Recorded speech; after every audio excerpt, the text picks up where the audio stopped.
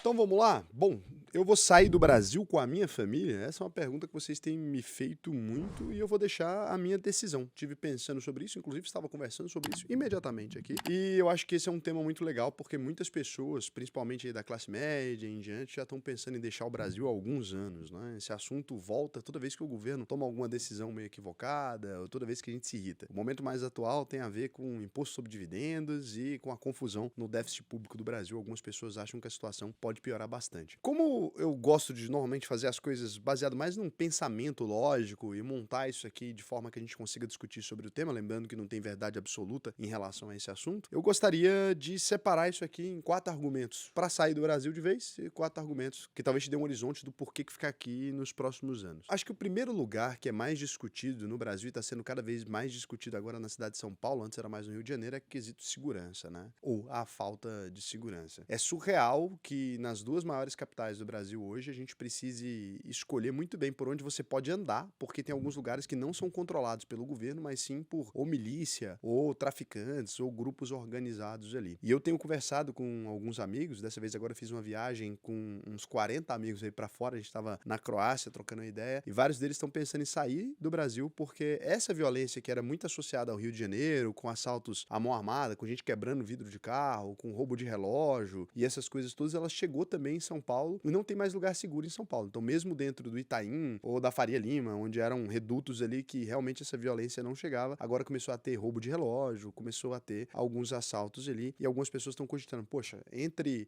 ficar no Brasil com esse nível de violência e sair do Brasil, acho que eu prefiro sair do Brasil. Eu, como não vivo na cidade do Rio de Janeiro e nem em São Paulo, eu tenho uma visão de Brasil um pouco diferente. É porque quando a gente pega o recorte aqui de Goiânia e até Belo Horizonte também, algumas outras capitais como João Pessoa, o índice de violência, ele é muito mais baixo, né? Apesar de existir determinada quantidade de furto, roubo, e existir sim roubo de carro, não tem essa sensação de insegurança generalizada. Você não tem ninguém que chega em Goiânia, no aeroporto, e o taxista diz pra você assim, olha, tira seu relógio porque você vai ser assaltado. Isso começou a acontecer comigo nos últimos 3 anos nas idas pra São Paulo, né? As pessoas começaram a falar, pô, pega um carro, tem um aplicativo chamado Rino que chama carro blindado. Olha que doideira. Então você vai ali, é um Uber de carros blindados pra você andar pela cidade. Então, se eu tivesse vivendo, acho que dentro de uma cidade onde toda vez que eu me levanto eu preciso conferir se as coisas estão no meu bolso ou que eu preciso tomar cuidado se eu posso andar nas ruas a partir das 8 horas da noite, eu confesso pra você que eu começaria a refletir seriamente se esse lugar, né, ele é bom pra criar os meus filhos, ou se esse lugar é bom pra ter uma família. Porque enquanto a gente tá sozinho, eu acho que até homem, né, se vira um pouco melhor com isso, a gente até que lida melhor com esse assunto. Mas você imaginar criar uma criança convivendo com esse nível de violência, né, com o nível de violência que ela não pode andar na rua, que você não tem coragem de andar com seus filhos a pé num parque porque pode acontecer alguma coisa, eu acho que de fato é um caso a se pensar. Se você vive nessa situação, né, é um caso a se pensar. Raul, mas aí a pessoa pode mudar pra outra cidade mais do interior do país. Olha, dificilmente quem se acostumou a viver numa capital, todas as coisas disponíveis, né, voo direto pra tudo quanto é lugar, né, até pra sair do país, um nível de poder comprar qualquer coisa, a quantidade de loja de marcas específicas ali, a quantidade de restaurantes estrelados, etc. Essas pessoas, elas não sabem como é viver fora dessa estrutura. Muita gente acha, inclusive, que só existe isso em São Paulo, de alguma maneira, né? As pessoas acham que só existe alta gastronomia, etc, porque a pessoa se acostumou assim. Então, acho que essa pessoa também tem um emprego, muitas vezes, que tá ali já num nível, né, numa categoria que ela não conseguiria sair desse eixo. Ah, Raul, mas essa pessoa vai mudar pra fora, ela vai ter que encontrar um emprego em qualidades piores. Pior que não. Agora existe a possibilidade, né, de imigrar para Portugal, estão contratando brasileiros, por exemplo, do mercado financeiro, pagando rios de dinheiro ali para brasileiros que topem mudar para Portugal, com nível de segurança muito melhor, em uma capital, com mais acesso, dentro da zona do euro ali, muito mais simples para você ir para França, outros lugares. Então, eu tenho alguns amigos começando a refletir sobre a hipótese de se mudar, não para os Estados Unidos, né, mas mais para Portugal e outros países que também têm encontrado oportunidades ali para o mercado financeiro. O pessoal está contratando muito, a população de Portugal envelheceu bem, e eles estão precisando de mão de obra, e eles estão começando a aceitar diplomas brasileiros. Isso é uma surpresa, né, para algumas pessoas, mas tem gente que já se qualificou lá e deu saída definitiva e foi para esses lugares. Então, nesse aspecto, né, eu não tenho esse primeiro problema aqui, mas entendo que, cara, eu não suportaria, acho, viver numa zona de insegurança. Tanto é que quando eu me mudei para São Paulo, passei um tempo em São Paulo, né, mais de ano, e durante o período que eu morei lá, eu achava horrível. Não podia andar na rua à noite, né? Às vezes estava conversando com alguém, a gente queria trocar de bar, tinha que chamar um Uber, porque não dava pra caminhar. Então, foi um período realmente muito ruim. Você vê muito morador de rua. Mas também, eu morei no centro de São Paulo, né? Então, não acho que fui muito sensato, mas é que a São Paulo que eu conhecia era muito essa São Paulo ali dos Jardins ruins. Então eu não tinha ideia de São Paulo do jeito que ele é de fato, mas agora já tem. E aí evito andar no centro. Segundo item aqui, que é um argumento muito forte, excesso de burocracia e a carga tributária é completamente desproporcional. Essa é uma reclamação, acho que de qualquer brasileiro. A gente paga um dos maiores tributos do mundo e tem uma das piores qualidades no serviço público do planeta inteiro. Então, o problema não é nem pagar a carga de imposto. Eu nunca vi, na verdade, ninguém nem reclamar da quantidade de imposto que se paga no Brasil. É a quantidade de imposto que se paga no Brasil em virtude dos produtos que a gente tem. É porque assim, você compra um carro pagando 3 vezes o valor e você vai andar nele na rua esburacada e fura o pneu. É um nível de problema de infraestrutura que o Brasil tem que, cara, isso aqui irrita qualquer um. Não tem pra onde a gente caminhar. É você, sei lá, você tá pagando aí X por cento do seu salário, muitas vezes até acima de 50, porque as pessoas não fazem conta do imposto sobre o consumo, e com o imposto de renda, e com as coisas, o imposto sobre imposto. Então, é uma coisa que as pessoas não fazem conta. Mas é você pagar isso tudo. E daí, outro dia, né, um amigo nosso aqui ficou doente, e daí não tinha feito o plano de saúde da empresa ainda, um infeliz, né? O pessoal não tinha... É porque tem um tempo de carência, a pessoa às vezes demora a aceitar, e aí depois disso demora pra ter. A pessoa foi parar no hospital público. Cara, é um negócio insustentável, né? Mesmo aqui, e olha que Goiás tem um dos melhores índices. Eu fico imaginando como é que é nos piores índices, porque tem estados que têm índices muito ruins na saúde. Aqui a gente ainda tem índices até bons. A pessoa foi pro hospital, você passa 2, 3 dias pra ser atendida ali, muitas vezes. É uma complexidade muito grande, assim, de você ser bem atendido. Você vai renovar sua CNH, aquele inferno. Qualquer coisa que você precise do setor público para registrar uma empresa, é um caos. A Receita Federal, você tem que declarar os seus tributos ali, preencher ponta a ponta, e se você errar alguma coisa, eles te aplicam a multa. Se eles sabiam quanto você estava devendo, por que eles não te avisam? Então, assim, é uma situação que o brasileiro ele se sente humilhado toda vez que ele tem que conviver com qualquer coisa que é gerida pelo setor público no Brasil, muitas vezes pelo setor privado também. As companhias aéreas, é um negócio absurdo, assim. Companhia de energia, tudo, gente, tudo. Qualquer coisa que você pensa, esse é um quesito. Então, esse excesso de burocracia irrita muita gente e a qualidade, né, a carga tributária desproporcional é torturante. Terceiro lugar aqui, acho que pega mais absurdo ainda. Educação é um dos critérios que afeta muito quem tem família. Não só a saúde pública, né, mas a educação no Brasil, mesmo a paga. Então, se você tem dinheiro, ela custa níveis absurdos. Tem escolas na região da Grande São Paulo agora, vou contar pra vocês um absurdo. Tem escola custando 15 mil reais pra criança. Que isso? Você tá maluco. 15 mil reais. Loucura. Sim, 15 mil reais a mensalidade. Então, assim, você imagina você pagar 15 mil reais pra educar o seu filho. E aí, ok, deve ter de 5 mil, de 3 mil, de 2 mil. E com isso vai caindo aquela qualidade ali. E se você não tem dinheiro pra pagar nada disso, o seu filho tem que ou estudar na escola conveniada, com sorte, que você vai ter que concorrer a um tipo de concurso, etc., pra colocar seu filho no militar ou em algum colégio ligado à Igreja Católica aí, que são colégios que costumam ser melhores e oferecem algum programa de bolsa, alguma coisa assim. Então, quando você vai pra um país, né, que a gente considera desses desenvolvidos aí, de alguma maneira, só do cara imigrar, ele começa a ter uma educação pública de qualidade na base. A maior parte dos países desenvolvidos oferece escola infantil que basicamente não tem motivo para existir uma escola paga. Não tem, né? Quando você vai para Portugal ou para os Estados Unidos mesmo, você vai encontrar países que oferecem uma educação básica muito boa. Tem alguns amigos, inclusive, pilotos de avião que eles estão contratando muito, que mudou para a China, falou que a educação básica lá é excelente, você consegue escola, inclusive, que ensina português pro seu filho. Olha que doideira. Os caras ensinam o idioma do seu filho para ele dentro da escola, cara, escola gratuita, que chega nesse nível de qualidade. Então, isso é muito interessante, né? Acho que para as famílias é um ponto que conta muito, assim, essa coisa de você poder se educar. Eu acho impressionante. Lá fora, nos Estados Unidos, a criança vai pra escola e sai aprendendo inglês incrivelmente. Eu não acredito nisso, não. Você não parou o meu vídeo. No meio do raciocínio.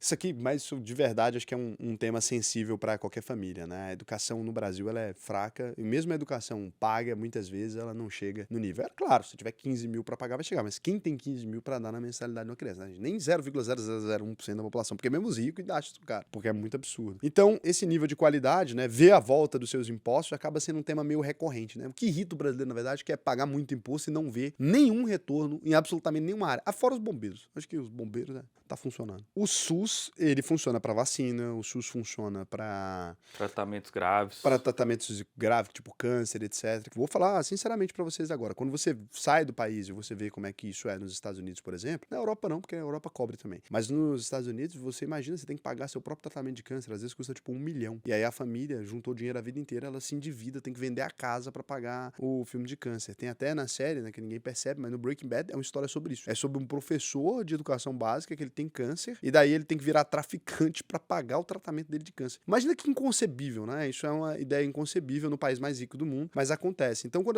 algumas pessoas dizem que o SUS funciona, eu nem discuto isso. Antigamente eu discutia isso porque eu falava, funcionar não funciona, né? Quando você vai ver ali na prática, para problemas mais simples, não funciona. Mas o simples fato de você ver uma pessoa com a perna quebrada nos Estados Unidos, tem esses vídeos na internet, pedindo pra você não ligar pra ambulância, porque se ligar pra ambulância ela vai ter que pagar. Eu acho que isso já mostra que lá também não chegou no modelo. Agora a Europa, Portugal, Alemanha e tal. Já fui no hospital, inclusive na Alemanha.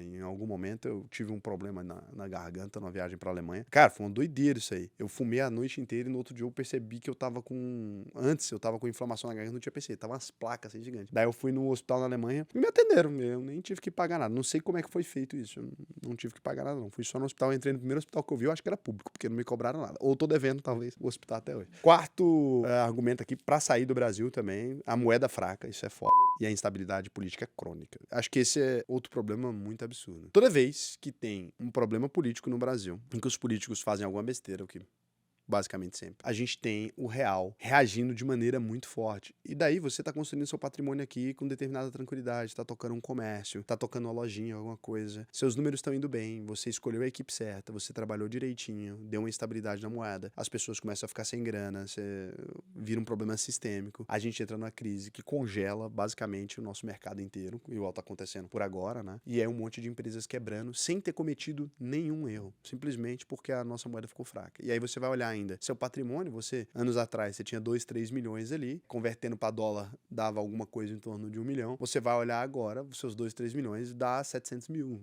Você não fez nada de errado, você acumulou, você investiu, etc. E a piora sistêmica do país, ela acabou te afetando. Esse é um argumento extremamente forte, porque algumas pessoas não aguentam mais você não conseguir ter a capacidade de comprar nada, de construir nada. Você vai ver quanto custa um carro no Brasil, é simplesmente absurdo. O mesmo carro lá fora vai te custar, sei lá, 8 mil, 10 mil dólares ali um carro, que no Brasil ele custa 100 mil reais. E aí, assim, um cara do McDonald's trabalha um ano e você vai comparar aqui, o cara tem que ter uma especialização pra comprar um carro que o cara do McDonald's compra em meses de trabalho. Às vezes que alguém limpando privada fora compra em meses de trabalho. Então, assim, o preço absurdo das coisas no Brasil, a tributação agressiva em cima de qualquer produto importado, ela faz o brasileiro olhar pra fora e começar a perceber, cara, o que eu preciso mesmo é um poder de consumo maior. Você ir no supermercado e você olhar que 10% de um salário mínimo quase numa peça de picanha na Grande São Paulo, é uma doideira. Sinceramente, imagina o que a gente tá dizendo isso. O cara vai trabalhar, né, por 10% do período, ou seja, 4 dias do mês dele ali, ou mais, de trabalho útil, de dia útil, pra poder comprar uma carne. Não faz muito sentido. E daí a pessoa começa a ter que procurar paralelos. Você vai entrar no supermercado, aí você tem que evitar comprar uma coisa porque inflacionou demais. Aí a pessoa tem que procurar substitutos pro café. A gente chegou nesse nível de ter manchete no Brasil das pessoas procurando substituto do café. Então, a moeda fraca, ela pra mim é um argumento extremamente forte, assim, a favor de quem quer sair do país. Porque você imagina, se você trabalha já no Brasil como Uber ou diarista, sinceramente, gente, compensa. Vamos ser sinceros, não compensa. Se eu tivesse nesses cargos, o que eu faria? Não ia emigrar ilegal. Tem muita gente que também vacila. O que dá pra fazer? Hoje em dia tem algumas empresas que elas encontram o seu parente perdido de Portugal. Todo mundo tem. Ele vai voltar, sei lá quantas gerações e vai achar o seu parente perdido de Portugal. Raul, mas meu nome é Silva. Não tem problema, vai achar. Então você pega lá e paga essa empresa, não vai cobrar, normalmente cobra uns 6 mil reais, lá uma grana. Mas se você tá trabalhando aí no dia a dia, junta uma grana e manda lá e você vai conseguir achar. Ou da Portugal, Espanha. Tem várias empresas que trabalham especificamente com isso e elas têm conseguido encontrar. Então, entre você ter um emprego que não é muito legal aqui no Brasil e fora, preferir ir pra fora. Imediatamente. Se eu trabalhasse aí como Uber, diarista, né, atendente de loja, esse tipo de emprego que, cara, não é a melhor coisa ali, você não tá encontrando as perspectivas, né? Se você encontrar uma perspectiva, tô estudando, vai dar certo e tal, aí pode fazer sentido você ficar aqui. Agora, ficar aqui só pra sofrer, você vai dirigir Uber em qualquer lugar, né? Aqui ainda é pior que você ainda tá no risco, botando em risco sua vida. Então, se você tá nessas grandes capitais, você tem uma possibilidade de tirar um passaporte fora, cara, tira um passaporte fora e vaza. Eu tô sendo bem sincero, eu faria imediatamente, assim, porque eu fico pensando, é uma qualidade de vida muito ruim que o Brasil oferece para as pessoas. O cara que tá no iFood ali, agora, difícil é o cara conseguir juntar essa grana, né? Porque, poxa, como é que você vai fazer? Quantos meses seu salário é isso? Mas tem muita empresa que parcela. Outra coisa também, você tem um limite do cartão aí, paga também, vaza também, nunca mais paga esse negócio. Vai alguma coisa. Raul, você tá dando esse conselho, você trabalha com um banco. Pô, foda. Alguma saída tem que ter, não? não tem jeito, é muita humilhação, cara. O Brasil tem umas coisas que é muita humilhação. O Brasil não merece os trabalhadores que tem aqui. Sinceramente, a classe política do Brasil não tá se preocupando com você. Não tem perspectiva de melhorar isso aí nos próximos anos. Os caras estão tentando tributar mais ainda. Agora, tem argumentos pra ficar aqui também? Tem argumentos pra ficar aqui também. Vou tentar, aqui depois de jogar esse balde de água fria, vou tentar fazer isso. Inclusive, na UVP, a gente tá ajudando quem quer dar saída definitiva. Não esse público, né, do Uber e tal, mas o público que já tem mais renda e quer dar saída definitiva por questões tributárias. Se você é aluno da UVP ou cliente da consultoria, até agosto aí a gente vai estar já bem estruturado, mas a gente já tá testando os primeiros casos. Se você quiser vir aí, a gente contratou uma equipe para dar saída definitiva. Então, argumentos para ficar no Brasil. Primeiro ponto, o país que mais tem oportunidades para empreendedor. Não tem como comparar. Quando você pega a facilidade que é empreender no Brasil, não burocrática, a facilidade que é empreender no Brasil no sentido de ideia e qualquer tipo de inovação, às vezes até copiando uma empresa gringa, é muito mais fácil. A concorrência no Brasil é muito baixa. A maioria das empresas atendem mal, a maioria das empresas não tem uma boa estrutura, a maioria dos empresários não estudaram. Então, quando você pega para começar uma empresa, bootstrap, né, começar com seu dinheiro próprio, começar do comecinho, no Brasil é muito mais fácil do que nos outros países. Então, enquanto lá fora você tem esses países oferecendo estabilidade, dinheiro, etc., no Brasil você não tem nada disso. Só que, se você pegar para conhecer, conversa com os europeus, etc., pergunta assim, né, os mais jovens, né? Se você pegar dos seus amigos quando você era moleque, algum ficou rico. Um ou dois ali sempre fica rico. Se você perguntar para os europeus quantos conseguiram ficar rico, o número é zero. Não existe. Não existe como a pessoa acumular muitos milhões de reais fora. Por quê? Porque o mercado é muito mais eficiente, porque as pessoas estudaram muito mais, porque as pessoas têm ali mais acesso à cultura, mais acesso aos outros lugares. Porque quando você tem também determinada qualidade de vida, você fica um pouco menos interessado em evoluir. Porque no Brasil, se você não chegar pelo menos na classe média alta ali, você sofre demais, vai sofrer a vida inteira. Então, você tem menos pessoas interessadas. Você imagina que uma pessoa que trabalha num bar, né? Lá em Roma, eu tava conversando com um amigo que eu fiz, né? Trabalhava como barman. Eu fui no bar, a gente ficou trocando ideia. Depois que ele saiu, a gente foi num rolê juntos. Ele falou pra mim, na dura, assim, falou, cara, sei lá, eu ganho 2.400 euros. Ele falou, é suficiente pra eu viajar, fazer minhas coisas aqui. Então, não tenho muito interesse em deixar de ser barman. Até estudei e tal, mas pra mim tá funcionando assim. E é um trabalho que eu não preciso vir todo dia. Então, eu posso tirar um freela, às vezes, posso fazer 15 dias fora e arrumar emprego em outro bar depois. Então, eu não me preocupo muito. E aí você vê que essa mentalidade, né, é muito a mentalidade lá de fora. Aqui no Brasil, como a gente vive mal, a gente tem uma habilidade maior pra tentar fazer dinheiro pra viver melhor. E aqui tem muito espaço mal atendido. Então, tem lacuna demais. Você vai ver que a maior parte das pessoas que tentam empreender e tocam a empresa com alguma qualidade, elas conseguem se desenvolver. Ah, Raul, mas é difícil empreender no Brasil. Todo empresário fala que é difícil. E eu não vi nenhum deles fechando a empresa e não pedir emprego de CLT. Então, toda vez que você vê um podcast com esses caras, falando, nossa, empreender é muito difícil, tá ok? Fala, qual que é a sua profissão? Empresário. Então, é um contrassenso, né? Começou a dar dinheiro, falar que empreender é muito difícil, mas nenhuma dessas pessoas está trabalhando para ninguém. Elas estão empreendendo. Não cai nesse golpe, é difícil mesmo, dá trabalho, é foda. Mas, né, as pessoas falam, para empreender você tem que tomar risco. É verdade. Qual o risco que você tá tomando? Se der errado, você volta a ser funcionário. Então, assim, é esse o risco mais absurdo. A não ser que você consiga um ambiente muito massa pra você trabalhar, que dá pra você crescer, que dá pra você desenvolver uma partnership. Pô, ter uma carreira compensa sempre tentar empreender, nem que seja pra dar errado. Se der errado, você vira funcionário de novo e se foda. E é assim que funciona. Então, Brasil, para empreendedores, melhor país do mundo. Não tem melhor. Tem. Rússia, país mais complicado que a gente. Então, Rússia, China. Mas lá tem bomba também, né? Tem nada. Na Rússia não. Só tem bomba na Ucrânia. Na Rússia não tem mesmo. Na Rússia tá tranquilo. Fui conhecer um cara agora que faz câmbio, um brother meu. Olha que loucura, cara. Ele faz câmbio pra Rússia, né? Porque a Rússia tá proibida de trabalhar no sistema SWIFT. Aí ele criou uma empresa, que é uma casa de câmbio, né? Opera com parceria em alguns bancos pra fazer o câmbio via Dubai. Então faz o câmbio via Dubai. Dubai faz pra Rússia direto, que é o Dubai não tem problema. E aqui faz pro Brasil. Aí as pessoas que exportam fruta, exportam carne suína, etc., eles precisam dessa triangulação, ele faz. Movimentou $1 bilhão só no ano passado. Salva de palmas. Gênio. Profissional. Brasileiro? Brasileiro. Opa. É isso. Cara, o cara é de periferia, etc. Mas o cara conseguiu, achou uma sacada. Então, o segundo aqui, motivo pra você ficar aqui, fora esse, né? $1 bilhão aí você transacionar em fruta e carne é foda. Segundo, mercado consumidor gigante em expansão. Não tem como falar. O Brasil tem mais de 200 milhões de pessoas. A gente ainda não tá com o envelhecimento da população. A nossa classe média tá em ascensão. Mesmo com os trancos e barrancos, ela ainda cresce. Em termos de consumo, o Brasil tem muito pra crescer, né? Especialmente nos interiores e regiões menos exploradas. Então, quando você vai olhar para você comprar um lote que daqui a pouco vale 4, 5 vezes, com as parcelas minúsculas, só o Brasil faz isso por você. Então, capitais ainda se desenvolvendo em franca expansão, como você olha Goiânia, olha Palmas, Roraima. Agora, por exemplo, onde descobriram petróleo, foi no Amapá. Tudo isso é uma coisa típica de país em desenvolvimento, de país subdesenvolvido. Depois que desenvolve, fica tudo muito mais ou menos estabelecido, não tem mobilidade mais, as empresas ficam desse jeito. Então, mercado consumidor muito bom. Raul, mas isso é só pra quem quer empreender? Claro que não. Pra quem quer fazer carreira como executivo, pra quem tem interesse em ganhar dinheiro ainda. Lá na Europa, a população já tá muito mais envelhecida, né? E isso não impacta só no fato de você ter mais dificuldade para se casar, que é um problema dos europeus. Isso impacta em tudo. Então, é esse o ponto. Terceiro argumento aqui, muito bom. Para você que já começou a ganhar um pouco mais de grana, o custo de vida no Brasil é extremamente baixo. Se você trabalha para fora, ou mesmo se você tá bem posicionado aqui dentro, conseguiu um emprego legal e etc., não tem como comparar a qualidade de vida que o Brasil te dá depois da classe média com nenhum outro país. Classe média alta no mundo inteiro limpa a própria casa, lava as próprias cuecas e cozinha a própria comida. Não existe essa mamata que existe no Brasil aqui de um cara ter uma diarista. Não existe isso. Quem tem diarista fora é gente que tem muita grana, mas muita grana mesmo. Então não é a classe média. Se você já passou um pouco dessa classe média, o nível de conforto que você tem,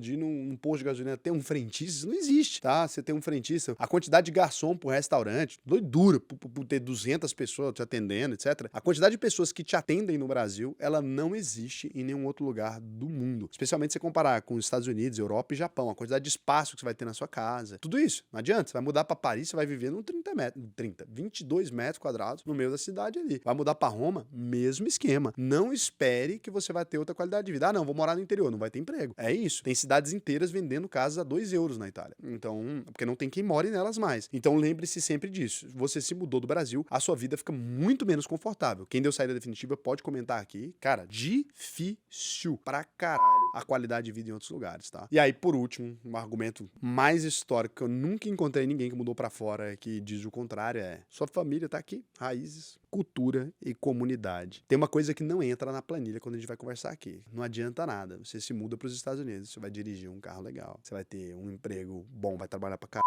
que lá trabalha, o Japão também trabalha pra caramba. Vai ganhar uma grana legal, daí beleza. Você pegou tudo ali, comprou a carne, vai fazer seu churrasco, seus amigos tá tudo do outro lado do mundo. Você vai fazer o churrasco mais depressivo do mundo. Você não constrói o mesmo nível de relacionamento, a não ser que você tenha morado muitos anos no país, tipo 30 anos, né? Então, nos primeiros 10, 20 anos ali que você vai morar no país, é extremamente complicado. Você não vai conseguir. Aquela pessoa não entende o lugar de onde você veio, não entende como é que são as coisas, as relações são diferentes, né? O que é uma amizade para um alemão, o que é uma amizade para um brasileiro, são coisas muito diferentes. O que é uma amizade para um americano, para um brasileiro, são coisas muito diferentes. Então, você não tem a mesma vivência, você não tem como compartilhar as mesmas coisas, você não sabe o que é isso. Quando você vai conversar sobre como era na escola, a pessoa não tem a menor ideia do que você está falando, porque a escola é diferente em cada lugar. Só que esses pequenos detalhes, eles vão fazer muita diferença. Tanto é que você tem até uma doença mental ali associada, um problema, na verdade. Quando você muda de país, que você passa muito tempo em outro país, passa 10 anos, por exemplo, você começa a desenvolver uma coisa chamada síndrome do não lugar. Olha que loucura. Quando você tá lá, você é estrangeiro. Porque você tá lá, você viveu 10 anos, as pessoas sabem que você é estrangeiro, mesmo que você fale bem o idioma, etc. Você não se sente, 100% na sua casa. Elas não são suas pessoas, não tem os seus costumes, etc. Ao mesmo tempo que você perdeu os últimos 10 anos do seu próprio país. Então você não sabe o que virou culturalmente aceitável aqui ou não. Você não vai conhecer a música daqui mais, você não vai conhecer o que lançou. Quando você volta, também não é sua casa. Então tem gente que desenvolve uma chamada síndrome do não lugar. Independente de onde você está, você não sente mais que esse é o seu lugar, né? Então, para algumas pessoas isso não faz diferença nenhuma, mas para mim faz muito. Eu gosto muito do Brasil, eu gosto muito da música do Brasil, eu gosto muito das pessoas daqui, eu gosto da nossa farra, eu gosto da nossa comida. É o famoso Brasil conhece, né? Brasil conhece. Então, eu gosto de tudo do Brasil, assim. Eu não gosto do Brasil oficial, mas o Brasil de fato eu gosto de tudo. O Brasil oficial que é dos políticos, esses problemas burocráticos e tal. Agora, o Brasil de fato eu gosto muito. Quando você vai viajar aqui, as nossas praias, tem um cara vendendo camarão, um negócio absurdo. Milhinho na praia. Um milhinho, o cara te irrita, ele pergunta que você quer alguma coisa, você fala que não quer, ele joga água no seu vidro, limpa do mesmo jeito, não quer saber de nada. Eu, sinceramente, eu gosto muito do Brasil. E aí, na minha conclusão pessoal, né, colocando esse equilíbrio todo, eu diria que se talvez eu não tivesse conseguido desenvolver a minha carreira, a empresa da maneira como eu consegui desenvolver aqui, eu acho que eu sairia do país, assim,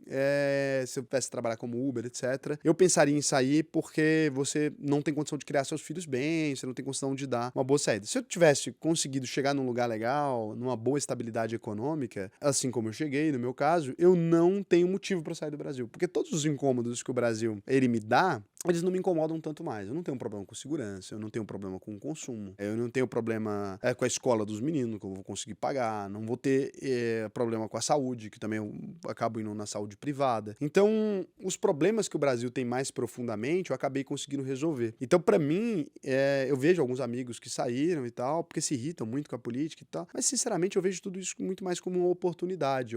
Esses problemas, eles fizeram a UVP ser quem ela é. Inclusive, um dos serviços que a gente tem agora é dar saída para quem quer sair, né? E tem saída fiscal e tem saída definitiva. Então, de toda maneira, se você tem aí uma grana legal, já tá num patamar bacana, vale a pena você conversar com o nosso suporte, que a gente já tá dando essa saída fiscal também para quem quer sair. Tipo, tirar as empresas daqui, né? Tirar o recebimento, tirar o seu dinheiro daqui, não significa que você precise se mudar. Em alguns casos, a gente estuda também. Se você tem interesse em se mudar, a gente também estuda para onde que é a maior vantagem de saída fiscal para você. É uma coisa que vale a pena. Mas para mim, no meu cenário hoje, eu tô muito confortável com o Brasil, pretendo ficar aqui para os próximos anos, pretendo envelhecer por aqui, não penso em me mudar. E você pensa em se mudar? Comenta aí para mim, para onde você iria, assim, os países que você já estudou, que vai ser um prazer a gente iniciar essa discussão aí. E se você quiser aprender a investir no Brasil e no mundo inteiro, porque não é porque você tá no Brasil que o seu dinheiro não pode sair do Brasil, você pode proteger o seu dinheiro dessas flutuações do real, protegendo o seu capital e ganhando mais dinheiro cada vez mais, você pode acessar aí, alvp.com.br. Esse você não precisa ser rico, tá? Quem tem mais de R$4.500 por mês já funciona. Se você ganha isso de salário, já funciona. Pode clicar no botão Faça sua análise de perfil, preenche o questionário pra mim, né? Raul, é bruto ou líquido? 4.500 líquido, né, gente? Na sua conta mesmo.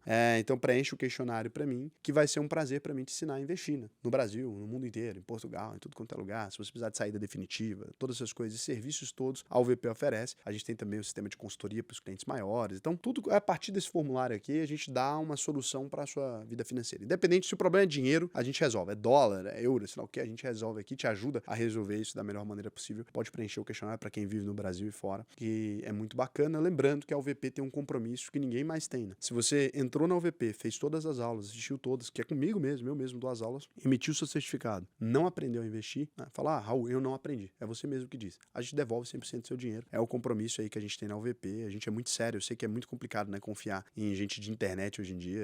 É muito charlatão, muita gente errada. Por isso que a gente oferece esse compromisso, porque aí você não precisa confiar em mim. Eu tô confiando em você primeiro. Do último vídeo que eu possa responder aqui, mas já vai entrando no botão aí. Por quê? Porque a turma enche depois, você fica, eu queria ter feito, aí só pude fazer no outro mês, ou fiquei para 2 meses depois. É exatamente por isso. O ideal, enquanto você tá pensando, já cadastra, já preenche o questionário, porque lá na frente, quando te chamarem, você vai entender melhor, os especialistas vão te explicar essa coisa toda, né? Pra te explicar como é que fica, preço, sei lá o que, tudo isso a gente explica e conversa com você, pode ficar tranquilo. Não é um negócio que você vai clicar, vai ter um robô, não, vai ter uma pessoa te atendendo. Raul, gostaria de saber se vale a pena criar relacionamento com um banco tradicional a fim de futuramente financiar imóvel. Tem algum banco melhor para financiamentos? Cara, Caixa Econômica Federal. Relacionamento com o banco faz diferença? Lá atrás fazia, hoje em dia não mais. Pessoal do OVP, o Raul ajuda a comprar passagem barata no curso também? Não. Tem uma aula que eu só mostro mais ou menos como é que faz para identificar as passagens, mas não é um foco da UVP, não. A UVP é para ensinar a investir, gente, não é para ensinar a gastar. Tem muita gente que mistura esses dois temas, eu não gosto muito, não. Como funciona esse BTG Black? É o fundo que, para quem tem o cartão da UVP Capital, não pague IR na hora do saque? Pode explicar melhor? Não é que não pague IR, é que tem uma simplificação desse fundo, ele tem algumas vantagens em relação a investir direto no Tesouro Selic. Posso fazer um vídeo dedicado a isso, mas não dá para explicar aqui o método de funcionamento, porque ficaria meio grande essa resposta. Você conseguiria fazer um vídeo com cartão dos Estados Unidos? Posso tentar, e também com os cartões de classe média. Nesse vídeo eu fiz os 10 melhores cartões para alta renda, brigaram comigo. Falaram, pô, mas aí não serve para nada. Eu vou fazer para vocês. Mas, pô, o cartão da UVP Capital é para réis mortais. 1% de cashback, melhor que o Nubank Ultravioleta, já direto na cabeça. Raul, pergunta, quão limitado você é pelo BTG? Por exemplo, a UVP ainda não emite Ultra Blue. Você tem falado sobre um novo cartão da UVP entre o Black e o Ultra. Além disso, você tem falado da conta internacional da UVP que vai mudar. Como é definido a UVP e o BTG, o que pode ser feito e o que não pode? Não tem limitação nenhuma, a gente pode fazer aquilo que a gente quiser. Agora, os produtos do BTG, eles fazem o que eles quiserem também. Então, por exemplo, o Ultra Blue não é um cartão da UVP. Eu não posso emitir Ultra Blue. Por quê? Porque é do BTG. Como é que eu vou emitir uma coisa que não é minha? O cartão da UVP a gente emite. Aí você perguntou da conta internacional da UVP, que vai mudar. A gente vai ter nosso próprio cartão de débito lá fora e hoje em dia a gente já controla as nossas taxas. Mas o BTG, ele é dono da plataforma, então ele controla as taxas mínimas dele, eu posso operar isso dentro deles. É o limite do que pode ser feito e o que não pode. Tudo que é da UVP, eu posso fazer do jeito que eu quiser. Tudo que é do BTG, eles podem fazer do jeito que eles quiserem. O que é nosso junto, tem que sentar e negociar. Não existe isso, né? O banco não é meu, o banco é deles. Então eu tenho que ir lá e respeitar respeitar as regras deles. Na casa do BTG, eu respeito as regras do BTG. E na UVP, eles respeitam as minhas regras. Então, é basicamente assim. A gente tem uma parceria. Parceria é assim que funciona, né? Então, tudo que a gente oferece para vocês, etc., dentro da plataforma do BTG, passa pela curadoria deles. Ah, Raul, mas aí quem é aluno da UVP não paga corretagem, etc., porque o BTG deixou, né? Se não deixasse,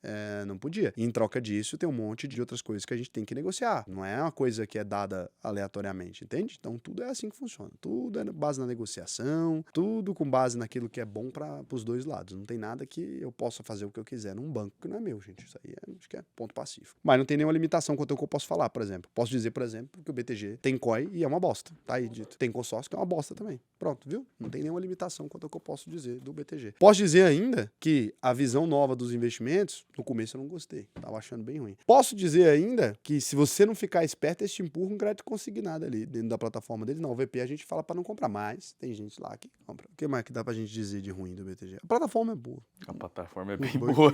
É isso, eu não tenho nenhuma limitação quanto ao que eu posso dizer, eu não posso dizer. Acho que isso é claro pra vocês. Eu nunca assinaria um contrato onde eu não posso dizer as coisas. Então, tudo que eu quiser, eu posso falar. Agora, tem coisa que vocês acham que eu deveria reclamar, mas que eu acho bom. Daí tem coisa que eu não quero reclamar. Por exemplo, eu acho o Ultra Blue um cartão bom mesmo. 1,7% do povo falou. Eu coloquei ele em nono ainda. Ele deveria estar muito mais em cima. Eu coloquei em nono e ainda assim teve gente falando que eu puxei saco. Eu não preciso puxar saco, eu não ganho nada com essa merda. Assim, do cartão da UVP, eu já ganho um ridículo. Sei lá, 0,05% dos gastos. É uma bosta, não muda nada na minha vida isso. Fiz por vocês mesmo. Não tô nem aí com isso aí, não. É um benefício. Cartão, pra mim, não tem vantagem nenhuma. O que dá dinheiro pra mim é gerir dinheiro. Gestão de fortuna aí, ó. Nossa, isso é muito dinheiro. Eu não sei nem o que eu vou fazer com tanto dinheiro. Tá faltando liguinha aqui na empresa pra gente amarrar o dinheiro. Você tá doido? Ainda bem que não é meio pamonha. Tem que comprar uma fábrica de liguinha.